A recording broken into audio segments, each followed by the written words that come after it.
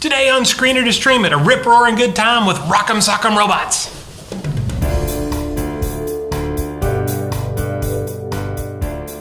In theaters now, Pacific Rim Uprising is rated PG-13 for sequences of sci-fi violence, action, and some language. Set 10 years after the end of the first installment, this sequel follows the story of Jake Pentecost, a scrappy and devilishly charming former Jaeger pilot who is the son of the legendary hero Stacker Pentecost, who had previously, saved the entire world. With the kaiju threat ended, Jake washes out of the Jaeger program and lives in the ruins of coastal cities that are now ungoverned, pretty much taking up a life of crime to make ends meet and hopefully making a big score to live like a king. Caught by the authorities, Jake's sister gives him the options of going to prison or returning to military service and train a new generation of Jaeger pilots. All is not well, however, as a rival defense company wants to replace the Jaegers with drones that can be deployed around the world much more quickly and piloted more effectively. With the threat of being replaced by technology, the pilots fear for their position in the world, all of which hinges on an upcoming vote. And that's when things fall apart.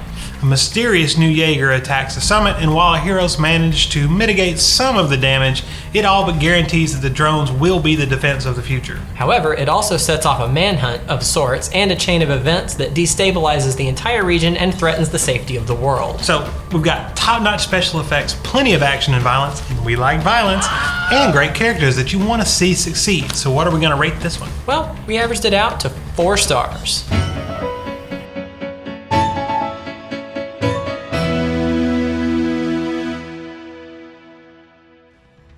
So, I think we all agreed that this one was, whatever else you can say about it, it was fun.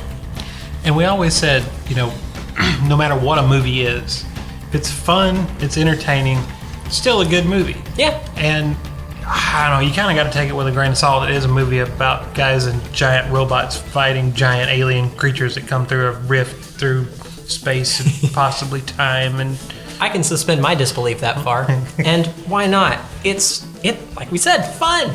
They blow stuff up, but it's not just that. And that is one of the things I really liked. They spent the time to develop the characters. And I love John Boyega. I'm just going to throw that out there. He was so good. He's great. He's devilishly charming. He is. He really is. I really enjoyed the first Pacific Rim. I didn't, this of course is a sequel, I didn't know if I was going to enjoy it when the trailers came out. I was really excited for it. I was really excited for it, but I had been let down by Transformers time and time again, and pretty much every time, right? Yeah, pretty much every time. So I just couldn't, heart and soul be like, yes, giant robot movie. And in fact, we almost didn't go to the theaters and see the first one, and we went, I think, on the last weekend. It was actually in theaters here and saw it. And I really, really, really enjoyed it. So I was super excited for this one. Then the trailers came out. I didn't think it was going to be made, first of all, because it did okay, but it wasn't a huge blockbuster movie in the United States. I think it did much better overseas, where they're kind of into giant robot movies. Well, we've tried them many times, but yeah, they don't tend to do well here. But I remember liking it so much and going, man, I hope there's another one. And I didn't think there was going to be because they didn't do that well. Mm-hmm. So when this one came out, I was super excited. The trailer come out and I kind of went, ooh, I don't know. And one of the reasons is one of the gripes I had about Transformers, is the actual robots themselves. Mm-hmm. There's got to be something just amazing. I mean, if you were there and a robot that's the size of a skyscraper comes walking by, there has to be this immense sense of awe and size and so much weight, and the world just shaking and rumbling as they walk across. And in Transformers, they're just super light. They flip and turn, twist, fly, and blah blah blah blah, and it's like they have no weight, no mass, and somehow the size doesn't even come through. What they did in the first Pacific Rim was a very good job of getting you to understand how big they are and the mass and the weight. They just had weight to them, and I loved that. And I think that's definitely one thing that Transformers was missing. So one of the reasons I had a little trepidation going into this one was just from the trailers. They looked like they were moving a little too fast. They looked like it looked very Transformery. I was shocked then to go into the theater. And probably, and this movie's not quite 2 hours. I think it's like an hour and 50 minutes, very nearly, something like that. But the first probably hour of this movie is great. I would give the first hour of this movie 5 stars. I really, really enjoyed it. Like you said, John Boyega's character. I mean, the character is good. The character's okay, but because it's John Boyega playing him, it's just it's elevated. It's great. There's a little girl, and we never did figure out what age she was supposed to be. One of the other reviews I read said she was supposed to be 15. Okay. Which would make sense given context clues that I picked up later on. But she looked to be about somewhere in that age, 15, 16. When we first saw her, I thought she was 12, but she was probably 15, 16. But she's kind of the secondary character here, and she's a girl that she's building robots and putting machines together, and she ends up in the Jaeger program to become a pilot. And really, if you sit down and you wrote like a character analysis of all the characters, they're all like stereotypes. They've all been done before. Sure. There's nothing really unique or great about those characters, but they do such a good job with them that I enjoy them and them coming together. And there's a lot of tropes and a lot of, here's the thing we're going to do again. But that didn't bother me. It didn't bother me at all because they're good tropes and they're good, like I enjoyed that. And just, it was put together well. It was shot well. I cared about the characters, and like I said, just the way she actually builds I won't say a little robot, not a little robot. It's 30 feet tall. Yeah, it was smaller than all the other ones, but still. Yeah, it was less than knee height to the other Jaegers, that the professionally built ones. And there's a scene where she's being chased by one of the full size ones through the town, and it was done so well. It was so good. It was so entertaining. Yeah. And like I said, you really got that sense of scale and size, even comparatively between the two. And I really enjoyed that, and I just loved the story. About an hour in, really, I guess when like the action movie took over, it kind of fell down a little bit, which is why it's not 5 stars for me.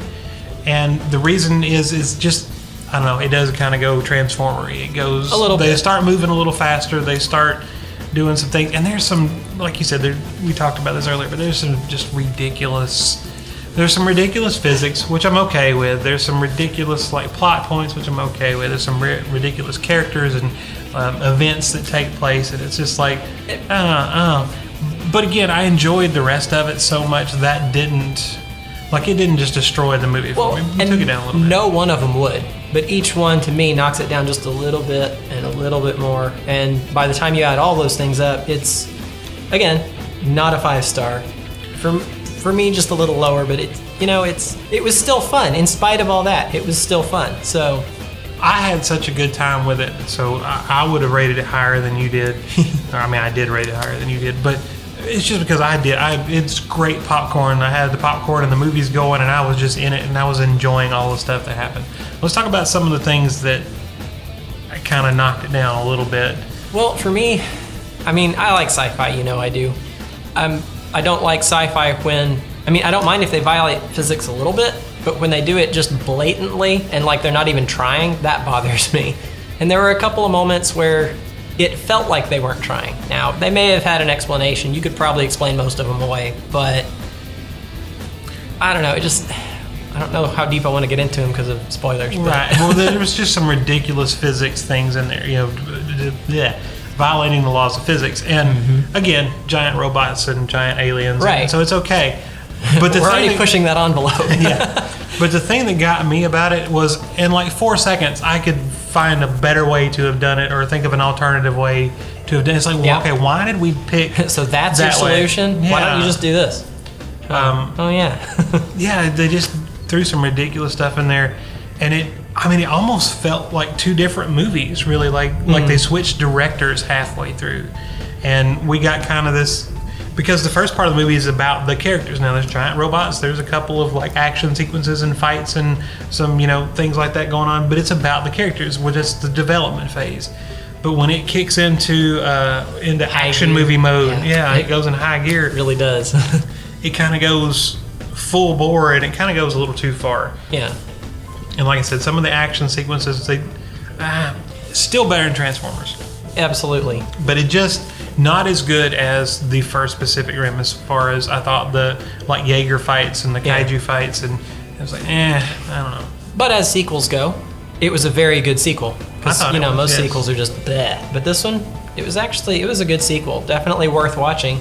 Absolutely worth watching. I'd watch it again. I mean, Yeah, well, and easily. Yeah. And we walked out of the theater. I thought, you have to twist my arm. I'll bring the popcorn. This is one I'm gonna buy. Yeah. I will own it so that I can watch it over and over again, because it is just that. It's a popcorn movie. It's got cool visuals. It's got some great effects. I love whoever does the Jaegers, because each one is different. So, yeah, they look different just at a glance, and they have different capabilities, different weapons. I mean, they're different colors, different designs, different shapes and sizes. That helps set them apart really well. Now the drones, so some lady is building like remote controlled Jaegers. Oh yeah, that was another complaint. Go ahead. And they're a little bit smaller than, from what I can tell, they're a little bit smaller than the normal Jaegers. But they don't have to have people in them, and they can be controlled by one person. One of the things is, in order for the Jaegers to work, you have to have two people, and they have to be compatible people, because they have to like mind sync in order for it all to work. And it actually explained, I can't remember in the first one if it explained why it had to be two people. That I'm pretty sure they did, but it's been so long since I've seen it, I cannot remember. But they did again in this one. So yeah, they explain, they called it drifting. Drifting is basically their minds, or the handshake. Yeah. And but yeah, so she builds these drones, and they're they're still controlled by people, but remotely, so they don't have to be in the Jaegers, and it can be controlled by one person.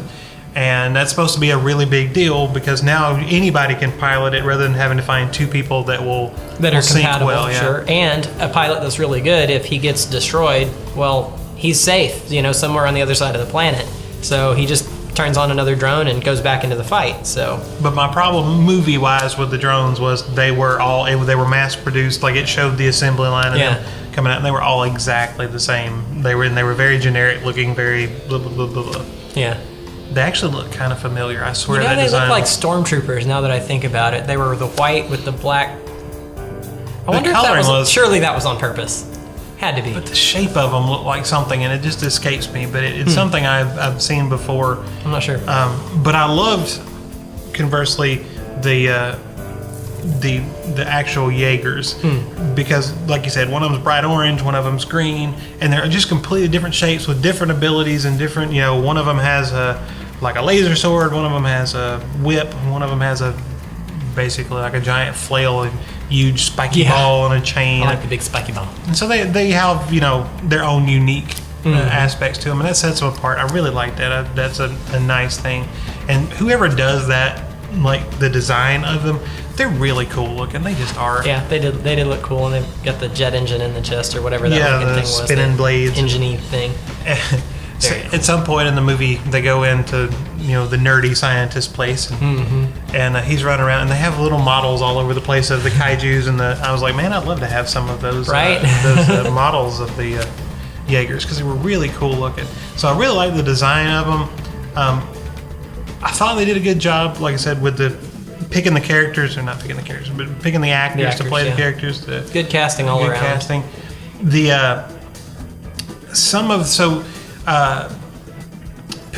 Jake Pentecost comes back in. He's supposed to train this group of young recruits, and again, they were young. Well, but you get this again. It's just tropes. It's just like each one of them is a character of a. There's the Russian one, and there's the like rich one that his dad's a plastic surgeon, and there's each one of them has a little character, which I guess is a good way to, if you're gonna have that many characters thrown in, to give them a little something to set them apart, and then we can go, because they weren't really main characters. It's quick. You can get a handle on who they are, and you don't see them enough really to. And the scenes with, like you said, with John Boyega just being cool, him eating ice cream and talking to the guy, him talking to the girl, him, the cool whip. Yeah, it was crazy. But oh man, he was just so good in that I really, really did enjoy it. The scientist guys were a little over the top. Yeah. But they were okay. I was okay with it. Pretty much any complaint I have about it, I could tell you the complaint, and my next response is going to be, yeah, but I was okay with it. Just because, again, it was a fun movie, it was a good movie, it was a good ride. Yeah. And a lot of times we gripe about movies, and I could probably sit down and tell you the same things in other movies that I didn't enjoy. Yeah. It was probably at the same level, just because the movie itself wasn't that fun. It wasn't that fun of a ride. In this case, it was. There were some weird again, that goes back into the physics thing, though, probably. Towards the end, there were some weird techno things. Like, it was like, we need a gadget to do this. Oh, here it is. We need a gadget to do that. Oh, here it is. Right, oh. Which, to me, that feels like... Sorry, writer. But it sounds like you wrote yourself into a problem and then, oh, we need to fix this, so let's just have this thing. And to your credit, you did introduce them early in the movie, these concepts, so when they came needed, we'd already heard it, so it wasn't like you're just pulling something out of the air. So good job that. But well, they did a little bit, still, it just don't write yourself into that big of a problem. Just, tone it down a little. It's fine. Well, and like I said, we walked out and we were discussing the movie, and I was like, well, they could have done this, or they could have done this, or they could have done this instead. And it's like, why did they go that way with it? And again, I'm not like, it's just so ridiculously over the top anyways. I'm not really worried about the physics of it all, and oh, they shouldn't have done that. Oh, that they couldn't have survived that. Oh, there's too many G forces. Or which that was a lot of my complaints. But just go with it. Make up your own mind on that. I did have one thing, and nothing against the actress. She was fine. She played the role fine. She was great. The lady who was the head of the evil corporation. To me, she was way too young to be the head of an evil corporation. Well, they weren't evil. It was still, they were having drones, and you think of drones, you think of soulless, you think of evil. Well, I mean, they weren't evil, but they were kind of evil because she was trying to make the drones, but she was trying to make the drones to help save lives. Yeah. But at the same time, the heroes of the story are the Jaeger pilots, and she's kind of putting them out of business. That makes her a bit of an antagonist, even though it's complicated. It's complicated. My thought is she just looked way too young to be that authoritative person, though she carried it well. I want to see an older person doing that. Like, where's all the old people in this show? They all died in the first one. Spoilers. Point taken. Okay. So, any last thoughts? Yeah, I did. If you never saw the first one, I think you should. Yes. Like, it's not a necessity as far as story-wise or anything like that. They do a good job of catching you up, and you could just sit down and enjoy this. I really think you could. But I do think it's elevated by having seen the first one first, just because it is a continuation kind of. Yeah. The cast pretty much is brand new in this one, and it's like you said, it jumps time. It's 10 years later, and so it pretty much starts over from scratch. So you're not going to be going, oh, what's going on? Who are these guys? What's their history? Because there isn't any until it develops in the show. Any that you need, they give you. So right, but you are going to miss some references or just knowing some things in there that if you had seen the first one, like his dad in the first one, Idris Elba. They keep talking about he's special because of who his dad was. Well, they explain that, oh, you're special because who your dad is, and you're fine with that. But if you saw the first one, you know who his dad is, right? And so that makes a little more sense. But I don't think you have to see the first one. Okay, so what do you have for a streaming option if you don't want to go to theaters? If you don't want to go to theaters, I'm actually going to recommend Transformers, but not the Michael Bay Transformers, because I do not like the Michael Bay Transformers. I grew up in the 80s when Transformers was like, it was the thing, man, and I loved them.